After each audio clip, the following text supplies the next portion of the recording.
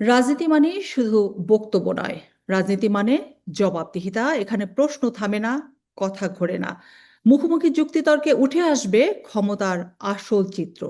দেশের রাজনীতি, সিদ্ধান্ত আর ক্ষমতা, এসব নিয়েই এক্সপ্রেস হোম রিয়ালিটি প্রেজেন্টস পাওয়ার টক বাংলাদেশ। আপনাদের সকলকে যুক্তরাষ্ট্রের স্টুডিও থেকে স্বাগত জানাচ্ছি আমি লাভলি হোসাইন। আর পাওয়ার টক বাংলাদেশের আজকের আয়োজনে আমাদের সাথে আছেন গণমাধ্যম ব্যক্তিত্ব, রাজনৈতিক বিশ্লেষক ডাক্তার আব্দুল নূর তুষার এবং অ্যাডভোকেট হুমায়রা নূর, যুগ্ম সদস্য সচিব এনসিপি। আপনাদের দুজনকেই বাংলা ওয়ানের পক্ষ থেকে শুভেচ্ছা। ধন্যবাদ। ধন্যবাদ আপনাকে। আমি প্রথমে তুষার ভাইয়ের কাছে জানতে চাচ্ছি, শুক্রবার একই দিনে দুটো ঘটনা ঘটেছে। সকালে সরকারি কর্মচারীরা পে স্কেল বাস্তবায়নের দাবিতে যমুনা ঘেরাও করেছে, আন্দোলন করেছে, বিক্ষোভ হয়েছে এবং পরবর্তীতে ইনকিলাব মঞ্চকে ঘিরে সংঘর্ষ, পুলিশের লাঠিচার্জ, সাউন্ড গ্রেনেড নিক্ষেপের ঘটনায় বেশ কয়েকজন আহত হয়েছে। এখানে প্রশ্ন হচ্ছে, নির্বাচনের বাকি হাতে গোনা আর মাত্র কয়েকটা দিন, এমন সময় আপনার কি হয়, কি মনে হচ্ছে পরিস্থিতি কোন দিকে যাচ্ছে? পরিস্থিতি নির্বাচনের দিকেই যাচ্ছে, কেননা নির্বাচন হতেই হবে। নির্বাচন না হয়ে বাংলাদেশের সামনের দিকে এগোনোর আর কোনো উপায় নাই। আর এই যে আন্দোলন কিংবা চাপ প্রয়োগ করা, এটি আসলে অনেক ক্ষেত্রে সময়ের সাথে হিসাব করলে অযৌক্তিক। এই কারণে যে এই অন্তর্বর্তী সরকারের হাতে রয়েছে মাত্র অল্প কয়েকদিন, যদিও বা তারা কোনো কিছু সূচনা করেন, তারা শেষ করতে পারবেন না। অতএব এই দাবি দাওয়াগুলি পরবর্তী নির্বাচিত সরকারের কাছে তুলে ধরলেই ভালো হতো। এবং নির্বাচিত সরকার যারা আসবেন তারা কিন্তু অনেকাংশে এই দাবি দাওয়াগুলিকে মেনে নিয়েছেন, কারণ পে স্কেলের বিরুদ্ধেও তারা কোনো কথা বলেন নাই। আর ওসমান হাদির যে হত্যাকাণ্ডের বিচার এবং বিচারের জন্য করণীয় বিষয়াবলী, এইগুলির ব্যাপারেও তাদের কোনো অনিচ্ছা নাই। ফলে আমার মনে হয় যে নির্বাচনের মাত্র কয়েকদিন আগে ঢাকা শহরে একেবারে প্রধান উপদেষ্টার বাসভবনকে ঘিরে আন্দোলন করার চাইতে বরং গুছিয়ে এই বিষয়গুলি করার জন্য নির্বাচিত সরকারকে সহযোগিতা করলে এটা ভালো হতো অথবা হবে। তাহলে হচ্ছে না কেন? হচ্ছে না কেন, এটা যারা আন্দোলন করছেন তারা বলতে পারবেন, তা আমরা বলতে পারি না। কিন্তু একটা আহ, জনশ্রুতি আছে যে অনেকেই চাইছেন যে নির্বাচন বাধাগ্রস্ত হোক বা নির্বাচনকে ঘিরে এক ধরনের সংশয় তৈরি হোক, হয়তো সেই জন্য হচ্ছে না। এটা আসলে পরিষ্কারভাবে বলা সম্ভব না। এই কারণে যে তাহলে কেন একটা পক্ষ, হচ্ছে না, আপনার কি মনে হচ্ছে একটা পক্ষ এর মধ্যে আছে? না, সব জায়গাতে তো পক্ষ আছে। পক্ষ ছাড়া তো আর কোনো আহ, আন্দোলন হয় না, কোনো না কোনো পক্ষ তো থাকে। তবে কিছু কিছু বিষয় খুবই আমার কাছে আহ, মনে হয়েছে যে প্রশ্ন করার মতোই। কেননা পে স্কেল তো এই সরকার ঘোষণা করেছিলেন এবং পে স্কেলের বিষয়ে তেমন বড় কোনো আপত্তি কেউ করেন নাই। পে স্কেল নিয়ে সমালোচনা হয়েছে, সমালোচনা তো হতেই পারে, কিন্তু এর জন্য আন্দোলন করে ফেলতে হবে এবং নির্বাচনের আগেই বাস্তবায়ন করে ফেলতে হবে, এই বিষয়টি তো আসলে ঠিক যৌক্তিক না। কেননা পে স্কেল বাস্তবায়ন তো সরকারও বলেছিলেন ধাপে ধাপে করবেন, একসঙ্গে করবেন না। জি, কিন্তু তারপরে তো তারা বলেছিলেন যে এই সরকারের আমলেই তারা করবেন। তারা তো সেটা ঘোষণা করেছেন। আর বাকিটা আপনি কি মনে করেন আসলে হাতে আছে 3 কর্মদিবস, এর মধ্যে সম্ভব? আপনি পারতেন, আপনি যদি এই আন্দোলনটা করতেন, আপনি কি মনে করেন এই আন্দোলনটা যৌক্তিক হতো, যেখানে পুরো সরকার এখন নির্বাচন আয়োজন করছে? দরকারটা কি ছিল? মানে বুঝি নাই। সুন্দরভাবেও তো উপস্থাপন করা যায়, আন্দোলন না, এটা করার দরকার। অসুন্দর কিছু হয় নাই। আমি মনে করি না যে দাবি করাটা অসুন্দর, কিন্তু প্রক্রিয়াটা অসুন্দর হয়ে গেছে। দাবি তো আর অসুন্দর না, মানুষ চাইতেই পারে পে স্কেল, মানুষ চাইতে পারে তার বেতন বাড়বে। কিন্তু সেটাকে ঘিরে গন্ডগোল হওয়া কিংবা আইন শৃঙ্খলা না মানা অথবা কেপিআই কিংবা গুরুত্বপূর্ণ আহ, ভবন কিংবা স্থাপনা অথবা কারো বাসস্থান, এইটাকে ঘিরে আন্দোলন করা আসলে কতটুকু যৌক্তিক, এটা চিন্তা করতে হবে। তা আপনি যদি আরেকটা ঘটনা বলেন, যে ইনকিলাব মঞ্চেও বলছে সদস্য সচিব আব্দুল্লাহ আল জাবের গুলিবিদ্ধ হয়েছেন এবং আরো দুজন মহিলা নেত্রী ফাতেমা তাসনিম জুমা ও শান্তা আক্তারকে বুট দিয়ে পারানো হয়েছে। অন্যদিকে আপনার সন্ধ্যা 6টার পরে ঢাকা আপনি কি এটা মেট্রোপলিটন পুলিশ। দেখেছেন? জি। আপনি কি এটা চোখে দেখেছেন এই পুরো বিষয়টা, পুরো নাকি বিষয়টা আপনি না খবর হলেও পড়ে ওনারা বলছেন? ওনারা তো ওনাদের ফেসবুক পেজে এটা আপলোড করেছে।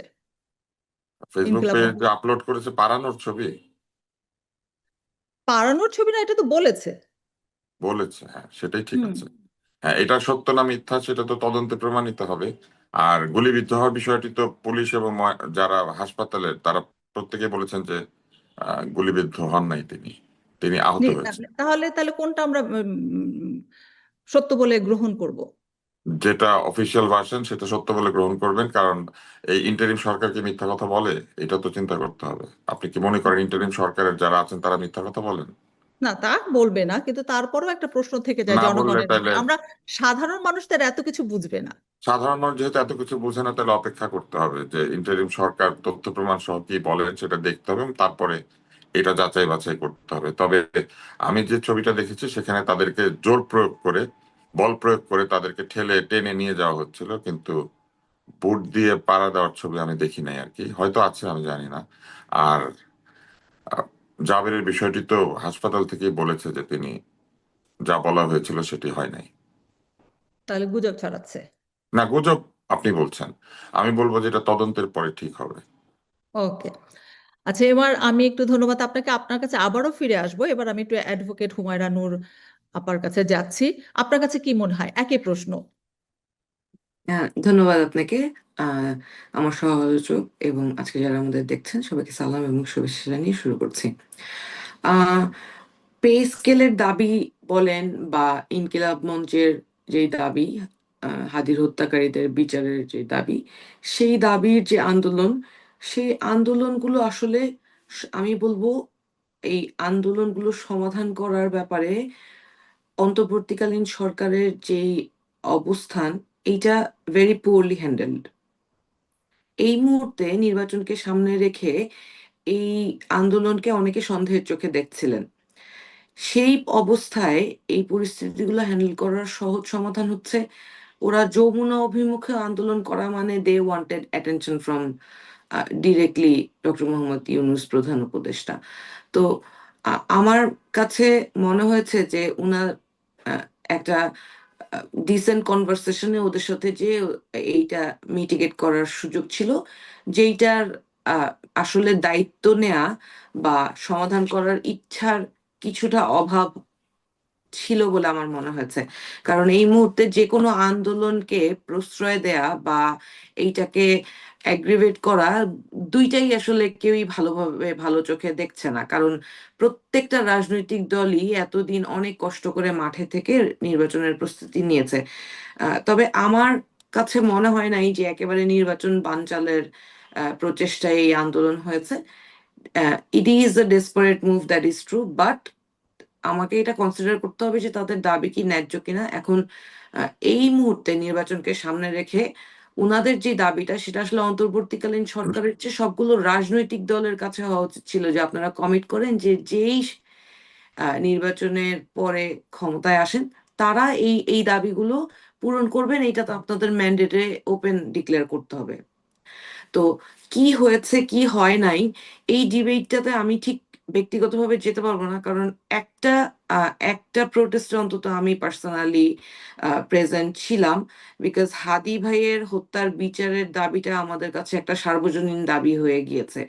এখন এটা আসলে কোনো দলকে আহ, বলা যাবে না। আমি অনেক জায়গায় দেখছি যে স্পেসিফিক কোনো দলের এজেন্ডা হিসেবে এটাকে ট্যাগ করার চেষ্টা করা হচ্ছে, উইচ ইজ ভেরি আনফরচুনেট।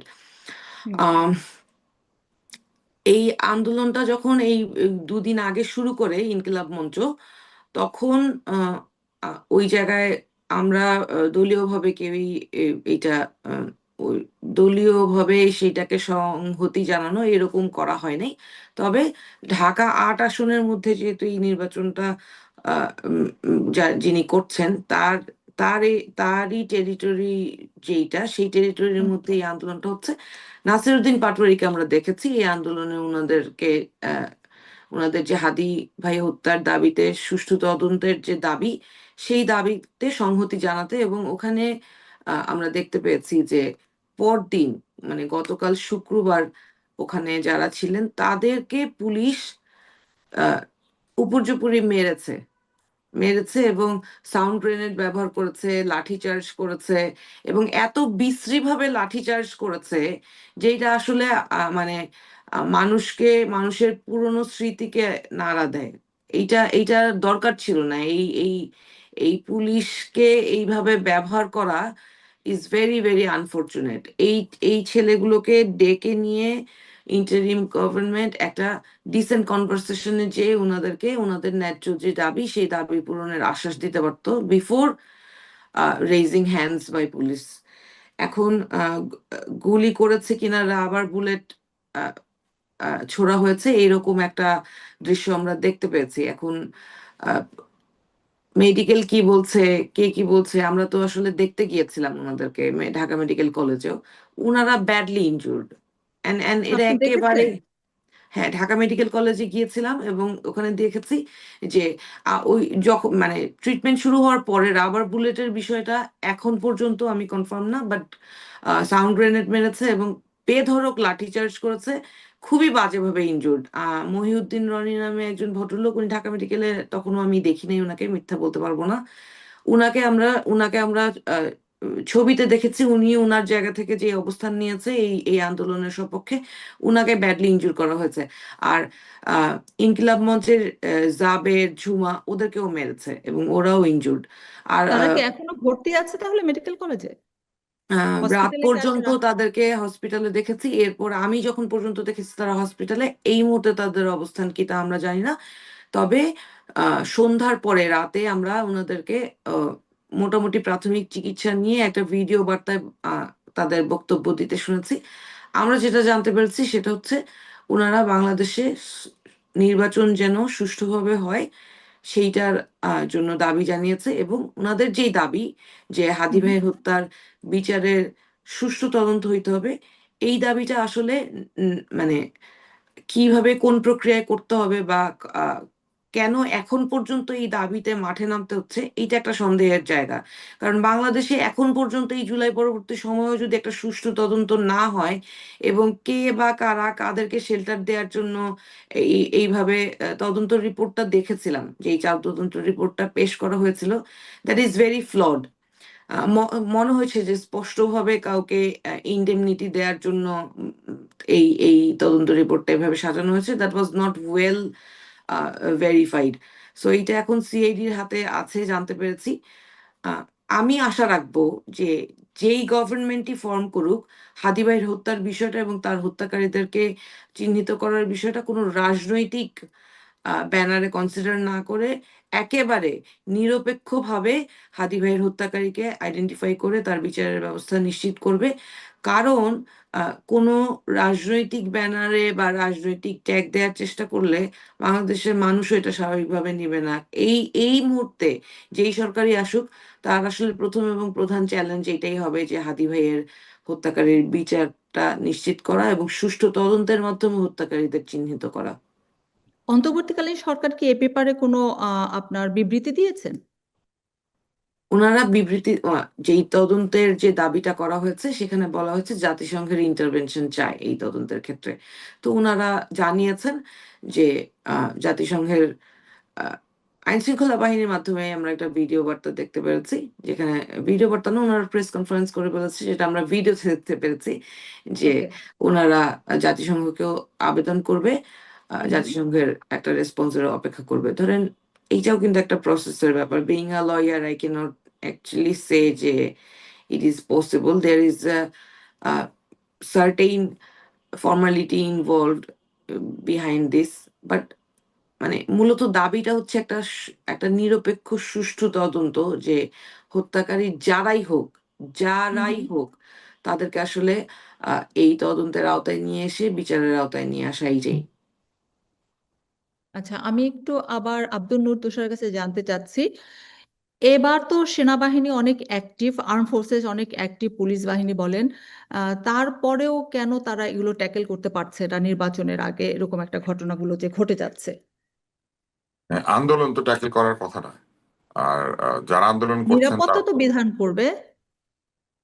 এখানে আপনি একটু বলবেন আমাকে কে অনিরাপদ হয়েছেন? উনিই তো বললেন একটু আগে। না, কে অনিরাপদ হয়েছেন? সেটাই তো উনি বললেন আইন একটু শৃঙ্খলা আগে। রক্ষাকারী বাহিনী কাকে পাহারা দেয়? জনগণকে পাহারা দেয়। না, আইন শৃঙ্খলা রক্ষাকারী বাহিনী তার উপরে নির্দেশিত যে জায়গাগুলি আছে স্থাপনাগুলিকে পাহারা দেয়। জনগণকে তারা পাহারা দিচ্ছে এবং এখনো দেয়, কিন্তু কেউ যদি কোনো গুরুত্বপূর্ণ স্থাপনার আশেপাশে আন্দোলন করে তখন তারা নির্দিষ্ট হয় অথবা আদিষ্ট হয়, তখন তারা পাহারা দেয়। আইন শৃঙ্খলা রক্ষাকারী বাহিনী তাদের দায়িত্ব পালন করছে। এবং তাহলে আপনি জি কিন্তু কেউ আন্দোলন করার আগেই কি তারা তাদেরকে প্রহার করবে বা কিছু করবে? তারা ব্যারিকেড দিয়েছে, তারা ওই জায়গাটিকে আহ প্রতিরক্ষা যা দেয়া সেটা তো দিয়েছে। জি তারা কোথায় গিয়েছিল? এই আন্দোলনকারীরা কোন জায়গায় ঘিরে কোনখানে গিয়ে তারা প্রহৃত হয়েছেন? এটা তো আপনি বিবেচনা করবেন। আইনশৃঙ্খলা রক্ষাকারী বাহিনী পাহারা দেয় নাই মানে কি? তারা তো পাহারা দিচ্ছিলই, পাহারা দেওয়ার কারণেই তো এই অসুবিধাটা হয়েছে। তাহলে মানুষ কি এতে ভীত হচ্ছে না কিছুটা? মানুষ ভীত হচ্ছে, ভয়ভীতি কে উৎপাদন করছে সেটা দেখেন। একটু হ্যাঁ, যদি এর একটা কারণ লাইন অ্যাড করতে পারি, সরি টু জি সে, যেটা বলতে চাচ্ছিলাম সেটা হচ্ছে আইন শৃঙ্খলা বাহিনী, আহ, আহ, আহ, জনাব তুষার সাহেব যেটা বলছেন, আমি ওনার কথা একদমই একমত যে আইন শৃঙ্খলা বাহিনী স্বপ্রণোদিত হয়ে কিছু করতে পারে না, ওনাদেরকে ডিরেকশন দেওয়া হয়। এবং আমি প্রথমেই বলেছি যে অন্তর্বর্তীকালীন সরকারের দায়িত্ব ছিল এই প্রোটেস্টটাকে পিসফুলি এবং ট্যাক্টফুলি ওনারা মিটিগেট করার জন্য চেষ্টা করা। সেই জায়গাটায় চেষ্টার অভাব আছে বলে মনে হয়েছে। ধন্যবাদ। তাহলে কি মানুষ উৎসাহ নিয়ে ভোট দিতে পারবে? কি মনে হয় আব্দুল ভোটের তুষার দিন আপনার কাছে? ভোটের দিন এরকম করলে আবার একই রকম অবস্থা হবে, আবার কেউ প্রহৃত হবে, আবার কেউ আহত হবে। আহ, মানুষ তো ভোট দিতেই যাবে। আপনার কি মনে হয় যে যারা ভোট দিতে চায় তারা গতকাল এই অবস্থাটার জন্য দায়ী হয়েছে? এমনকি যারা ওইখানে আন্দোলন করেছে তারাও ভোট দিতে চায়, কিন্তু তাদের কর্মকাণ্ডের কারণে ভোট যে বাধাগ্রস্ত বা বিপর্যস্ত হতে পারে এই বিষয়টি হয়তো তারা উপলব্ধি করতে পারে নাই। তারা ভেবেছিল ওইখানে গেলে পরে কথা শুনবে, কথা শুনলে তারা শান্তিপূর্ণভাবে চলে আসবে, কিন্তু পুরো আন্দোলনটার চেহারা খুব একটা শান্তিপূর্ণ ছিল না। আহ এটা তো বুঝতেই হবে যে চাইলেই কেউ প্রধান উপদেষ্টার বাসভবন অভিমুখে রওনাও দিতে পারে না, এবং তার যে পেরিমিটার আছে সেই পেরিমিটার ক্রস করতে পারে না। এবং এইখানে তো তারা আগেও গিয়েছেন, এই আন্দোলনের সম্মুখ ভাগে যারা আছেন তারা কিন্তু এর আগে অনেকেই প্রধান উপদেষ্টার সঙ্গে দেখা করেছেন অথবা তার সাক্ষাৎ পেয়েছেন। ফলে আমার তো মনে হয় তারা জানতেন যে কি করলে কি হবে, এবং সেটাই হয়েছে। আইন শৃঙ্খলা রক্ষাকারী বাহিনী পরিষ্কারভাবে বলেছে তারা কোনো গুলি চালায় নাই। সাউন্ড গ্রেনেড কিংবা কাঁদানে গ্যাস কিংবা অন্যান্য যে পদ্ধতি, সেইগুলি সবই হচ্ছে এই ধরনের পরিস্থিতিতে ব্যবহার করা যায় এমন আন্তর্জাতিকভাবে স্বীকৃত পদ্ধতি। আপনি যেই দেশে আছেন সেই দেশে আইস আছে, আইস কি করে? তারপরে সেই দেশে যে রায়ট কন্ট্রোল করে পুলিশ, তারা কি করে? আপনি যে দেশে আছেন সেই দেশের নিয়মগুলো একটু বলেন, তাহলে আমরা বুঝতাম আমাদের আইন শৃঙ্খলা রক্ষাকারী বাহিনী কি অন্যায় করেছে। তারা যা করেছে সেটা তাদের যে অপারেশনাল প্রসিডিওর আছে কিংবা ম্যানুয়াল আছে সেই অনুযায়ী করেছেন। আন্দোলন এমন একটা পর্যায়ে যদি যায় যেখানে শক্তি প্রয়োগ করে আন্দোলনকে বন্ধ করতে হবে, অথবা আন্দোলনকারীরা আনরুলি হয়ে ওঠে, বেআইনি কাজ করতে থাকে, তাহলে তো এই অবস্থা হয়। তবে প্রহারের মাত্রা রয়েছে, আমি মনে করি যে কোনো কোনো ক্ষেত্রে প্রহারের মাত্রা অতিরিক্ত হয়েছে। এবং বিশেষ করে রনিকে, যে আমি একটা ভিডিও দেখেছি যে রনিকে প্রহার করা হচ্ছে, সেখানে রনি শেষ মুহূর্ত পর্যন্ত বা কোনো একটা সেলফোন শেষ মুহূর্ত পর্যন্ত এটাকে ধারণ করেছে। এখন কোনো ব্যক্তি যদি প্রহারের কারণে দৌড়ান, পড়ে যান, পড়ে যাওয়া ব্যক্তিকে প্রহার করা আসলে আমি মনে করি না যে সঠিক। কারণ তিনি পড়ে গিয়েছেন, তিনি ওই সময় নিউট্রালাইজড। উনি ওই অবস্থায় তো আন্দোলন করতে পারবেন না। আপনি শুয়ে থাকলে অথবা পড়ে গেলে তো আপনি ওই অবস্থায় আন্দোলন করছেন না বা কোনো ভাঙচুর করতে পারছেন না। তখন তাকে আটক করা অথবা ওই স্থান থেকে সরিয়ে নেওয়াটাই হচ্ছে উপযুক্ত। ওই সময় যদি প্রহার অব্যাহত থাকে তাহলে বুঝতে হবে যে প্রহারের ক্ষেত্রে বাড়াবাড়ি হয়েছে। জি, আরেকটা প্রশ্ন যেটা আহ, লোকজন বলছে সেটা হলো যেদিন বিএনপি ইশতেহার ঘোষণা করলো সেদিনই এমন ঘটনাগুলো কেন ঘটলো? এখানে কি কোনো তৃতীয় পক্ষ আছে কিনা? এখন একটার সঙ্গে আরেকটা মেলালে পরে অবশ্যই মিলবে, এই কথা তো সত্য। শুক্রবারে আসলে সাধারণত আন্দোলন হয় না। জি শুক্রবারে ঢাকা শহরে বা কোথাও আমাদের বাংলাদেশে আন্দোলন হয় না, কারণ মানুষ জুমার নামাজ পড়েন। শুক্রবারে একটু অন্যরকম মানসিক অবস্থায় থাকেন, ছুটির দিন থাকে, পরিবার পরিজনের সঙ্গে সময় কাটান। ওই দিন এমন সময় আন্দোলনটা হয়েছে যে সময় বিএনপির ইশতেহার ঘোষিত হচ্ছে বা আন্দোলনও চলছে। এটা নিয়ে প্রশ্ন উত্থাপন করার সুযোগ আছে, এবং সেটা উত্থাপন করার সুযোগ আন্দোলনকারীরাই তৈরি করে দিয়েছেন। কারণ এই আন্দোলনে তো বিএনপি সরাসরি অংশ নেয় নাই, কিন্তু ইনকিলাব মঞ্চের ব্যানারে অন্যান্য রাজনৈতিক দলের অনেক সদস্যকে অংশ নিতে দেখা গিয়েছে, যারা এই নির্বাচনে প্রতিদ্বন্দ্বিতা করছেন। রনির কথা যে বলা হলো, রনি নিজে ইলেকশনের ক্যান্ডিডেট, পাটোয়ারিও ক্যান্ডিডেট, তো ক্যান্ডিডেটরা এখানে গিয়েছেন। এখন আহ, বলা খুবই যুক্তিসঙ্গত যে হাদির জন্য গিয়েছেন, হাদির প্রতি তাদের যে আবেগ ভালোবাসা, অথবা তাদের যে মমত্ববোধ সেই কারণে গিয়েছেন। তবে সেই জায়গার সাথে সাথে এটাও চিন্তা করা উচিত ছিল যে এই আন্দোলনটা শুক্রবারে না করে শনিবারও করা যেত অথবা বৃহস্পতিবারই করা যেত।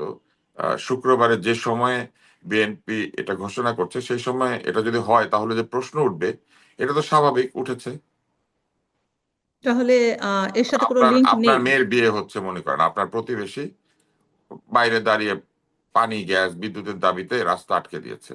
আর দাবি তো খুবই ঠিক আছে, কিন্তু কেউ প্রশ্ন কিন্তু একই করতেই সময় পারে, কেন? যে যখন দাওয়াতে সবাই আসবে সেই সময় পানি গ্যাস বিদ্যুতের দাবিতে আটকে দিয়ে আপনার মেয়ের বিয়ে কেন বানচাল করা হচ্ছে, এই প্রশ্ন করতে পারে না? তো এই প্রশ্নটা এইভাবেই উঠেছে যে যখন খুবই কাছাকাছি জায়গাতে এই আহ, ইশতেহার ঘোষণা করা হচ্ছে তখন এই আন্দোলনটা চলছে এবং অত্যন্ত ভায়োলেন্ট একটা রূপ নিয়েছে। তো এই কারণেই প্রশ্ন উঠেছে। রাজনীতিতে প্রশ্ন পাল্টা প্রশ্ন উঠবেই এবং সেটা উঠার সুযোগ তৈরি করে দেওয়াটাই হচ্ছে আহ আমি মনে করি যে রাজনৈতিক সিদ্ধান্তের একটা দুর্বলতা। যখনই প্রশ্ন ওঠে তখনই সিদ্ধান্তগুলি শ্যালো হয়ে যায়, অগভীর হয়ে যায়। জি, আরেকটা প্রশ্ন, যেহেতু ইশতেহারের ব্যাপারটা আসলোই, জামাতে ইসলামী এবং বিএনপি এই দুটো দলই তো ইশতেহার ঘোষণা করেছে। আপনার বিশ্লেষণ কি? আপনার কাছে বিএনপির কতটা ইশতেহার আমি পড়ে বাস্তবসম্মত? শেষ করতে পারি নাই, পড়া শেষ হয়ে গেলে আমি দুইটাকে তুলনা করতে পারবো। কিন্তু আমি জামাত জামাতে ইসলামের ইসলামীটা ইশতেহার নিয়ে যদি পড়েছি। কিছু বলেন। এখন যেহেতু বিএনপি ইশতেহার ঘোষণা করেছেন তাদেরটার সাথে এটাকে তুলনা না করলে এটা ঠিক হবে না জামাত ইসলামের প্রতি। যখন তারা এককভাবে ইশতেহার ঘোষণা করেছিলেন সেটার আলোচনা সমালোচনা করেছি, কিন্তু এখন আমি বিএনপিটা পড়ে শেষ করতে পারি নাই, তো এই কারণে এই কিন্তু তুলনাটা জামাত করাটা ইসলামী যে ঠিক হবে না। ইশতেহারটা ঘোষণা করেছে, এটা কি আপনার কাছে বাস্তবসম্মত মনে হয়েছে? ইশতেহারে সবসময় প্রচুর অবাস্তব কথা থাকে, দুইটা ইশতেহারকে পাশাপাশি রেখে দেখতে হবে কে অবাস্তব কথা বেশি বলেছেন আর কে কম বলেছেন। ইশতেহার মানেই অনেক অবাস্তব প্রতিশ্রুতি থাকে। এই জি। প্রতিশ্রুতিগুলি দেয় কিভাবে এটাও বুঝতে হবে। ইশতেহার একক ব্যক্তি লেখেন না, ইশতেহার লেখেন একটা টিম বা একাধিক টিম। সেই টিম যখন এগুলো নিয়ে আসে, আনার পরে রাজনীতিবিদরা এগুলো একদিকে যেমন সম্পাদনা করেন, আরেকদিকে তারা নিজেদের কথাবার্তা তার মধ্যে যুক্ত করে দেন। ফলে যে ইশতেহার প্রথমে লেখা হয় আর যেটা প্রকাশিত হয় তার মধ্যে অনেক সময় আকাশ পাতাল তফাৎ থাকে। তো জামাতে ইসলামীর যে ইশতেহার প্রকাশিত হয়েছে সেখানে প্রচুর অযৌক্তিক বিষয় রয়েছে। আমি শুধু একটা সমালোচনা করব, আধিপত্যবাদী ভারতের বিরুদ্ধে তাদের যে অবস্থান সেই অবস্থান অটুট রয়েছে, কিন্তু এই ইশতেহারের যে প্রিন্টেড কপি বা ডিজাইন সেখানে ভারতীয় বিভিন্ন সরকারি বেসরকারি প্রতিষ্ঠানের ছবি ব্যবহার করা হয়েছে, ভারতীয় আহ, নাগরিকদের ছবি ব্যবহার করা হয়েছে। এইটা আমি ঠিক বুঝতে পারি না। আধিপত্যবাদী ভারতের সরকারি ছবি এবং সরকারি গ্রাফিক্স এবং ওইখানকার নাগরিকদের চেহারা কি আমাদের চেয়ে ভালো যে সেটা ব্যবহার করতে হয়েছে? হতে পারে, বোম্বের নায়িকারা যেরকম সুন্দর এরকম হতে মনে পারে। তো এইটার উত্তরটা আসলে তারা দিতে পারবেন না, অন্য সবকিছুর উত্তর দিতে পারবেন, কিন্তু নিজের জি। দেশে ২৬ লক্ষ ভারতীয় কাজ করে এই কথা বলে যখন অনেক তারা প্রচার করেছেন, সেই ২৬ লক্ষ ভারতীয় সাথে আরো এই যে ১০-১৫ জনের ছবি তারা যুক্ত করে দিলেন বা শখানেক মানুষের ছবি তারা যুক্ত করে দিলেন, এমনকি শিশুদের ছবি পর্যন্ত নিয়ে নিয়েছেন, ভারতীয় সরিষা খেতে ভারতীয় শিশু, আর সেটা দিয়ে শিশু শিক্ষার যে চ্যাপ্টারটা তারা তৈরি করেছেন। তো এইটার তো কোনো যুক্তি দেখলাম না, ২৬ লক্ষের সাথে আর ১০০ লোকের ছবি জুড়ে দেওয়ার তো কোনো মানে নাই, তাই না? জি, আপনাকে ধন্যবাদ। আপনার কাছে আবারও মানে ফিরবো আমি দেশটা কি একটু ভারতের হুমায়রা। মতো হবে? এই ছবি দেখে কি ভাববো যে ভারতীয় শিশুরা যেরকম থাকে আমরাও সেরকম থাকবো? দেশটা কি ভারতের মতো একটা চেহারা পাবে বলে তারা ওই চেহারা ব্যবহার করেছেন? আমাদের চেহারা কি ওরকম সুন্দর হয়ে যাবে? মানে ব্যাপারটা আমি বুঝতে পারিনি আসলে। জি, এটা এই কোনোভাবেই প্রশ্নটাই কারো তাহলে আমি, পক্ষে বোঝা সম্ভব না। জি, আমি একটু হুমায়রা নূরের কাছেই জানতে চাচ্ছি ঠিক এই প্রশ্নটা, যেটা আব্দুল নূর তুষার বললেন। আহ, একটু আমি পেছনে ফিরে যাচ্ছি। জি। আহ, তুষার ভাই শুক্রবারে আন্দোলনের কথাটা মেনশন করছিলেন এবং সন্দেহ প্রকাশ করেছেন যে একই দিনে যে সময়টায় পাশাপাশি অন্য একটা দলের রাজনৈতিক ইশতেহার, নির্বাচনী ইশতেহারটা প্রকাশ হচ্ছে, ওই সময় এখানে আন্দোলনটাকে উনি সন্দেহের চোখে দেখেছেন। জি। মজার ব্যাপার হচ্ছে যে আন্দোলনটা আসলে শুক্রবারে শুরু হয়নি, বৃহস্পতিবারে শুরু হয়েছিল। অন্তত ইনকিলাব মঞ্চেরটা আমি দেখেছি। সেইটাও আমি একই কথায় ফিরে যাব যে হুম। ওই ওই সময় এই এই পরিস্থিতিগুলো মাথায় রেখে অন্তর্বর্তীকালীন সরকার বৃহস্পতিবারই চাইলে রাতের মধ্যেই এই সমস্যাটা ওনাদের সাথে কথা বলে সমাধান করে ফেলতে পারতেন, যেটার মধ্যে আমরা ওনাদের আসলে ইচ্ছার অভাব আছে বলে আমাদের মনে হয়েছে। আমার ব্যক্তিগতভাবে মনে হয়েছে যেটা ওনারা করেন না, এবং যেইভাবে বল প্রয়োগ করা হয়েছে এটা টোটালি আনইভেন ছিল এইভাবে। আপনারা যদি গণমাধ্যম দেখেন যে একটা ছেলে দাঁড়িয়ে আছে, তাকে 20 জন পুলিশ মিলে বেধড়ক পিটাচ্ছে, ছেলেটা জাস্ট দাঁড়িয়ে আছে। মানে এরকম আরো অনেক অনেক ভিডিও দেখতে পারবেন যে এইভাবে বল প্রয়োগটা করা হয়েছে, দ্যাট ইজ টোটালি আনজাস্ট। এবং এইটার নির্দেশনা কিভাবে দেয়া হয় আমি জানি না ঠিক। মানে আহ, আপনি ছত্রভঙ্গ করে যমুনার সামনে থেকে আপনি ইন্টারকন্টিনেন্টাল সামনে থেকে শাহবাগ নিয়ে গেলেন, ওখানে গিয়েও তো ছত্রভঙ্গ করার দরকার ছিল না। আমার মনে হয় এই বারবার লাঠিচার্জ আর হামলা না করে অন্তর্বর্তীকালীন সরকার should have had a decent conversation. আমি বারবার একটা কথাই বলবো। আর আহ, ইশতেহারের জামায়াতের সাথে কথাটা জি, ইশতেহারের কথাটা আমি দুঃখ পেয়েছি যে আপনি মিস করে গিয়েছেন যে এনসিপি, যে দলটাকে আমি প্রতিনিধিত্ব করি, এনসিপি সবার আগে ইশতেহার প্রকাশ করেছে। এবং আমরা চেষ্টা করেছি যে আমরা একটা প্র্যাকটিক্যালি অ্যাচিভেবল ইশতেহার দেওয়ার, যেইটা আমরা স্বাভাবিকভাবে আমরা অ্যাচিভ করতে পারবো। এখন এর পরবর্তীতে এই প্রশ্নটা আসবে যে আপনারা মাত্র 30টা সিটে নির্বাচন করে কিভাবে অ্যাচিভ করবেন।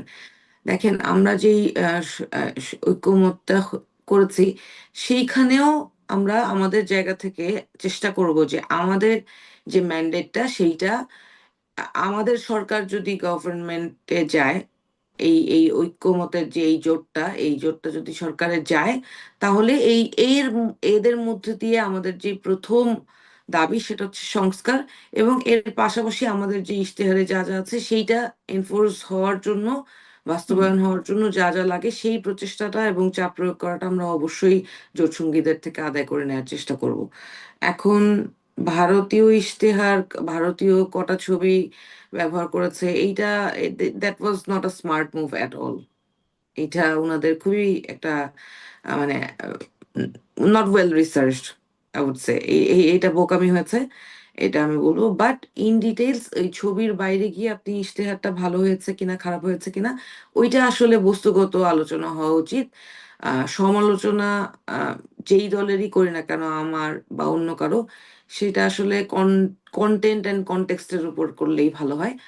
আহ, এইটা জামাতের কাছে আনএক্সপেক্টেড ছিল ছবির বিষয়টা, বাট ইন জেনারেল ওনাদের যেই প্রস্তাবনাগুলো আছে সেটা কতটা অ্যাচিভেবল সেইটা আলোচনা হতে পারে। তবে বিএনপির প্রস্তাবনার যে শর্ট নোট গুলো, ওগুলোতে দুই একটা জায়গা দেখে আমি একটু হতাশ হয়েছি। সমালোচনা করা ঠিক হবে কিনা একেবারে পুরোটা না পড়ে আমি জানি না। একটা জায়গা না বললেই না, সংস্কার প্রস্তাবে যেটা ছিল সেটার মধ্যে উচ্চকক্ষে পিয়ার পদ্ধতিতে সংস্কারের প্রস্তাবনা ছিল, যেটা ওনারা চেয়েছিলেন যে আসনের যেই রেশিও, মানে যে যে কয়টা আসনে জিতবে সেই কয়টা আসনের রেশিওতে ওনারা উচ্চকক্ষের রিপ্রেজেন্টেশন চান। তো উনারা উনাদের যেই আগের অবস্থান সেইখানেই আছেন এবং সেই অনুযায়ী উনাদের ইশতেহার দিয়েছেন।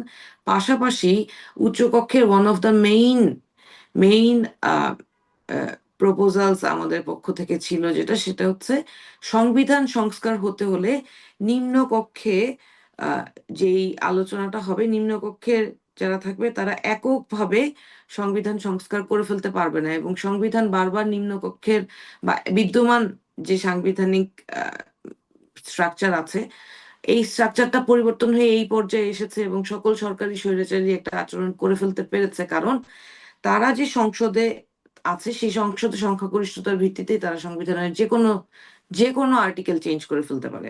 তো ওইটা যাতে আর করতে না পারে, এই জন্যই কিন্তু উচ্চকক্ষের প্রস্তাবনাটা ছিল। এবং এই জন্যই এই প্রস্তাবনাটা ছিল যে নিম্নকক্ষ থেকে পাশ হয়ে যখন উচ্চকক্ষে যাবে, সেই উচ্চকক্ষে একটা সংখ্যাগরিষ্ঠতার ভিত্তিতে এই সংবিধান সংস্কারের যে প্রস্তাবনাগুলো সেইগুলো পাশ হতে হবে। এবং শুধু তাই না, উচ্চকক্ষে যে রিপ্রেজেন্টেশন সেইটা যে পিয়ার পদ্ধতিতে হবে, সেইটার কারণও এইটাই ছিল যে সারা বাংলাদেশের মানুষ যেই রেশিওতে ভোট দিবে, সেই রেশিওতে পিয়ার পদ্ধতিতে যদি আপনি উচ্চকক্ষে আসন বন্টন করেন, তাহলে প্রত্যেকটা মানুষের ভয়েসের রিপ্রেজেন্টেশন থাকবে।